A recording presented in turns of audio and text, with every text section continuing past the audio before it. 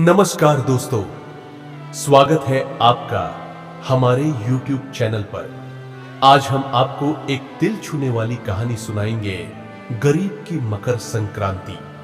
मकर संक्रांति का त्योहार पूरे भारत में धूमधाम से मनाया जाता है, लेकिन इस त्योहार के बीच में एक ऐसी कहानी है जो हमें सिखाती है कि असली खुशी सिर्फ धन धान्य से नहीं बल्कि इंसानियत और एकता से आती है। तो आइए इस मकर संक्रांति पर हम सुनते हैं एक गरीब लड़के की प्रेरणादायक कहानी। एक छोटे से गांव में जहां खुशियां तो बहुत कम दिखती थी, वहां एक गरीब लड़का रामू नाम का एक लड़का रहता था। उसका घर बहुत साधारण था, छत टपकती थी और दीवारों में दरारें थीं। उसके पास न तो अच्छे कपड़े थे और न ही ढंग से खाना पीना, लेकिन एक चीज थी जो रामू के पास थी, उसका दिल, जो हमेशा प्यार और अच्छाई से भरा रहता था। मकर संक्रांति के एक दिन पहले गांव में हलचल थी। सभी लोग पतंगे खरीदने और त्योहार की तैयारी करने में व्यस्त थे। बच्चों के चेहरे पर खुशी थी और महिलाएं तिल गुड़ की बर्फियां बना रही थी। लेकिन रामू के घर में शांति थी। उसे इस बार अपनी मां से पूछा था, मां, इस बार मकर संक्रांति पर क्या खास होगा?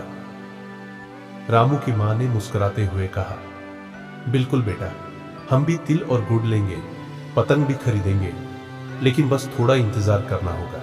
रामू के मन में एक ख्याल था, वह भी इस मकर संक्रांति पर एक सुंदर पतंग उड़ाना चाहता था, लेकिन उसके पास इतने पैसे नहीं थे कि वह एक अच्छी पतंग खरीद सके। वह काफी देर तक गांव के छोटे से बाजार में खड़ा रहा, जहां बच्चे शानदार पतंगों से खेल रहे थे। उसके चेहरे पर एक उदासी थी, लेकिन उसकी आंखों में उम्मीद भी थी। तभी उसे सामने से एक छोटा बच्चा आता हुआ दिखा। वह बच्चा रामू की तरह करीब था, लेकिन उसके हाथ में एक पतंग थी। उस बच्चे ने रामू को देखा और बोला, भैया, तुम्हारे पास पतंग नहीं है क्या? रामू ने सिर झुकाते हुए कहा, नहीं, मेरे पास पैसे नहीं है। तब उस छोटे बच्चे ने अपनी पतंग रामू को दे दी और कहा, भैया, तुम इसे ले लो।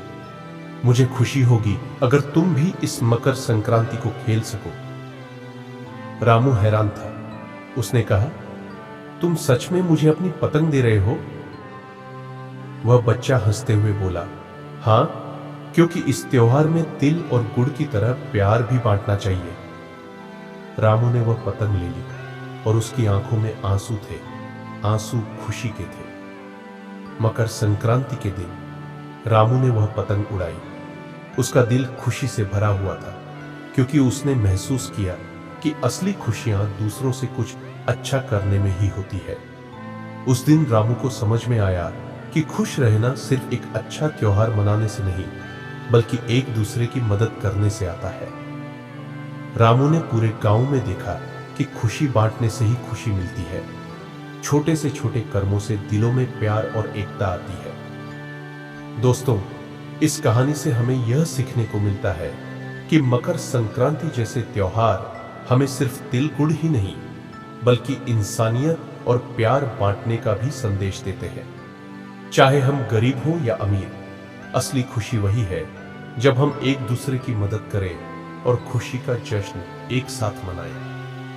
आज हम सबको यह संकल्प लेना चाहिए कि इस मकर संक्रांति पर हम दूसरों की मदद करें और एकजुट होकर इसे खास बनाएं। अगर आपको हमारी यह कहानी पसंद आई हो तो इसे लाइक और शेयर जरूर करें, और हां, चैनल को सब्सक्राइब करना न भूलें। धन्यवाद। मकर संक्रांति की शुभकामनाएं। प्यार और खुशी फैलाएं।